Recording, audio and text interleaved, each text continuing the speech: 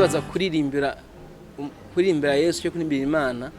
si ikibazo cy'umudiho urumva ariko ndibaza ikibazo ni content.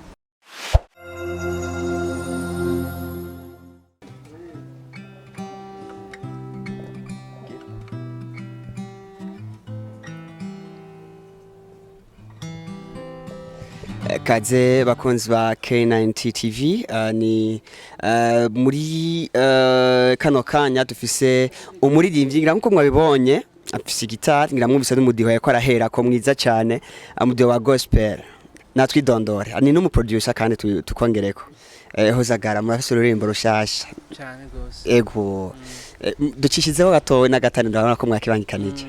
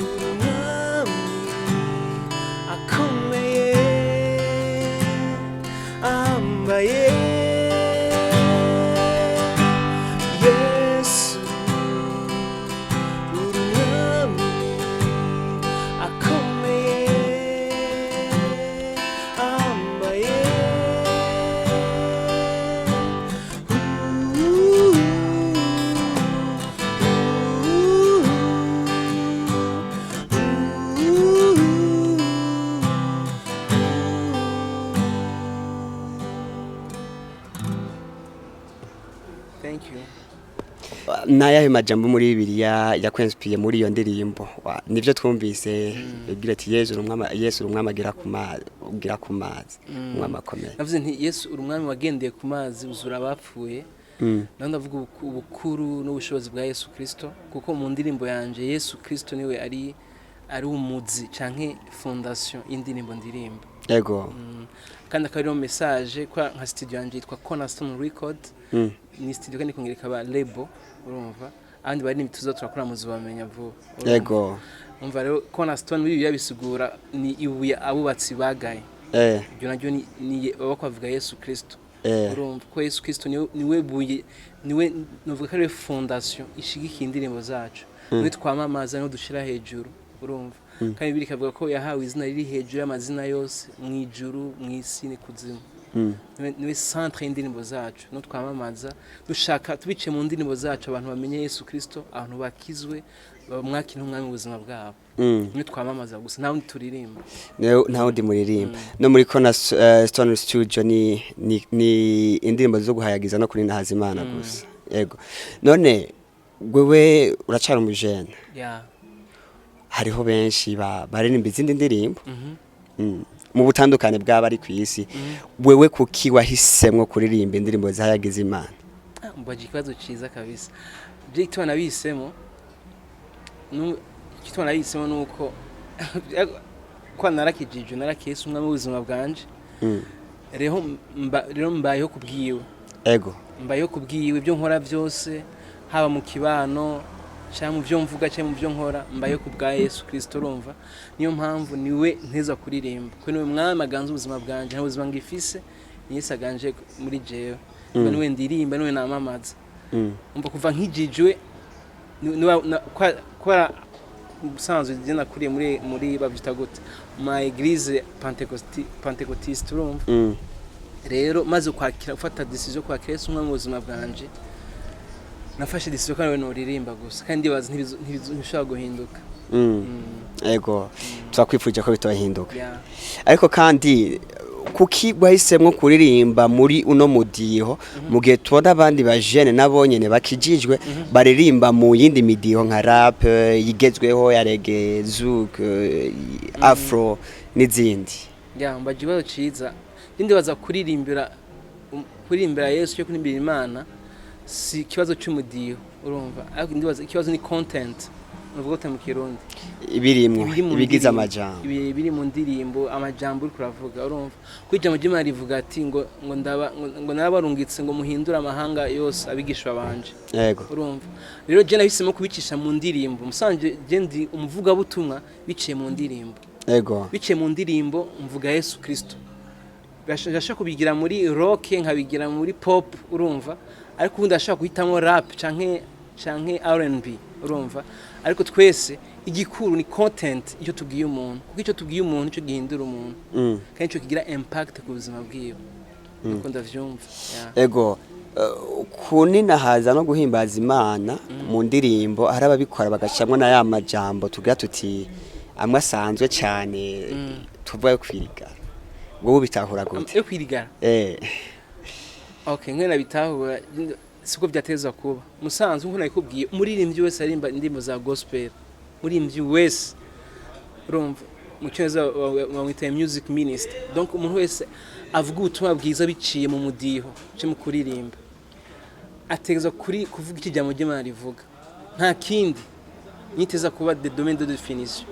ibyo uririmba musanzwe aho ujya pasteur agenda imbere y'abantu akabwiriza maravyumva akavuga ubutumwa bwiza twese turi kujya nyene tuze twicisha gusa mu ndirimbo urumva niyo mpamvu zayandi majambo atari muri Bibiliya genda yita amajambo yo mwisi niko ndayita ako Bibiliya ubwa iri kwije Bibiliya biye n'igitabo kitangaje kiri amazing kabisa muri yo hari amajambo yose ushaka kuririmba kandi rero nk'umuvuga butumwa nkuko pasteur tuzaza amajambo yo mwirigara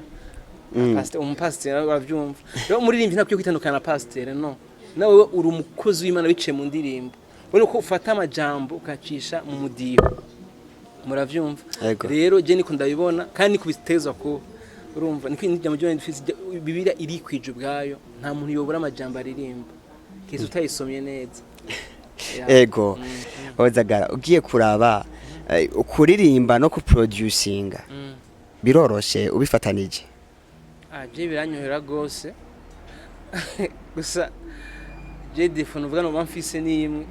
andi bavuga ni defone avuga ni qualité genda mu perfectionniste gose ukindi bavuga bwita gute amajambo baguye kuvuga mu kirundi kuba umuntu akeneye ikintu gisukuye neza ya genda mu perfectionniste cyane gose urumva je biranyohera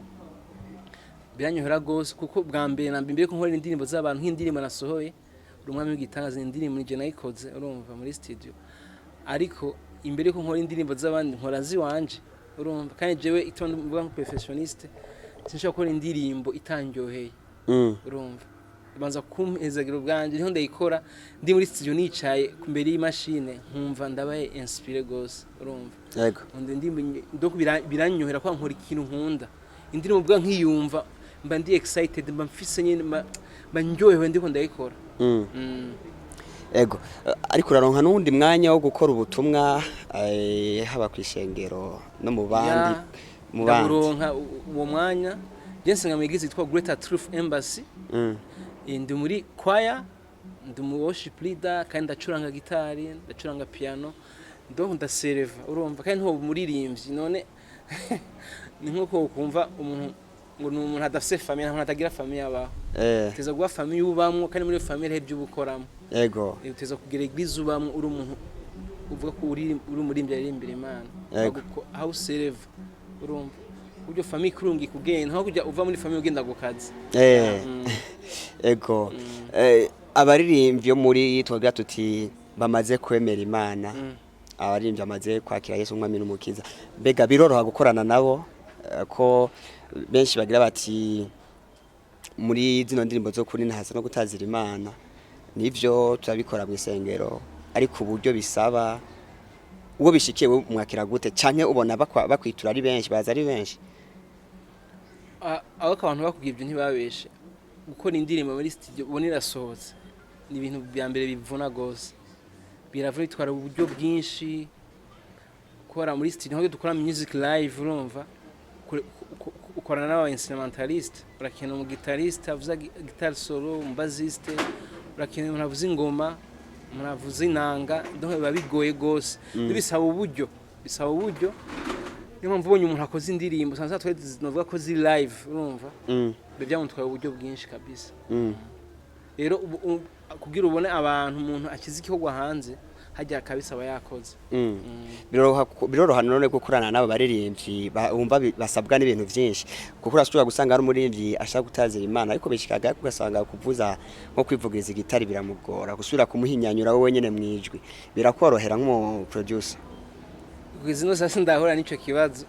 umuntu bigora gusa n'uwo busa nk'ibigora ndagerageza kumufasha ndagerageza kumufasha tugafashana twese gushika tuzanye ikintu ciza. Neza cyane uranezerwa cyane n'ubutumwa uri kuratanga mu ndirimbo zawe cyane gusa ubwo buzima bwanje ya ubuzima bwawe twitege ko vuba kandi uzasura gusora urundi rurimbo rwo kuninaza no gutazira Imana vuba cyane kabisa dufise vraiment indirimbo nyinshi tuvuma ku vraiment ku tuvuma kuri source cyane no vuga gute imbizi dakama. Ego ngira afise akajambo kamwe ushikiriza n'ubutumwa utanga ko ariko aragukurikirana. Ya murakoze cyane jambo noshikiza ko atukurikirana ko bakirikirana K90 TV nuko devuze neza eko cyane K90 TV nuko jewe ndumuririmbyi navuga ko mushasha muri gospel nkaba nitwa Avicenne Wonderboy nkaba ndabafitiye ubukemanyi bwinshi cyane kuko mvoma ku isoko ridakama kabisa mfise miliyoni y'indirimbo kabisa gushika Yesu agarutse nzoguma ndabaha kabisa muhezagigwe indirimbo zizobahezagira kabisa muhezagigwe abatamuzi Yesu bamwakire umwami w'ubuzima bwabo inkuru nziza Yesu Kristo yamamare ku isi yose. Hama nkaba mfise studio nkoreramwo kandi ari label yitwa Cornerstone Record ikirundi ni ibuye rigumya imfuruka urumva nkaba rero ndababwira mu kwitega ibintu byinshi indirimbo nyinshi z'ubwoko bwose zizoza kubahezagira nkaba mpereko gusura indirimbo nshasha yitwa urumwami w'igitangaza mashaka kwiraba kuri channel yanje yitwa Avicenne Wonderboy yitwa urumwami w'igitangaza kandi mashaka kugira subscribe kandi mukayisharinga cyangwa mukayipartage ku bantu batandukanye mwezagirwe cyane. Avicenne Wonderboy niyo turi kumwe ariko kandi tukwibutse tugusaba utubwire nako neza na neza aho Cornerstone Studio iri. Cornerstone Record Studio ni iri aho nsanzwe mba mu Gihosha muhira niho nkorera twa Cornerstone Record umuntu wese ashaka ko twamufasha ko indirimbo zisa kanovera ziryoshe zikoze ku buhinga bugezweho yo twandikira kuri Facebook twafise page yitwa Cornerstone Record cyakanyandikira kuri page yanje. Ego nuko ni K90 TV twako atagana na Avicenne Wonderboy umuririmbyi indirimbo za gospel zihagiza zikanahimbaza Imana akongera akaba n'umuhinyanyuzi w'indirimbo zihayagiza no guhimbaza Imana. Nuko twashimire cyane twatumira rero kugira subscribe kuri channel yiwe Avicenne Wonderboy aho asanzwe ashira indirimbo yiwe mumva ko umwami w'igitangaza amaze gushikako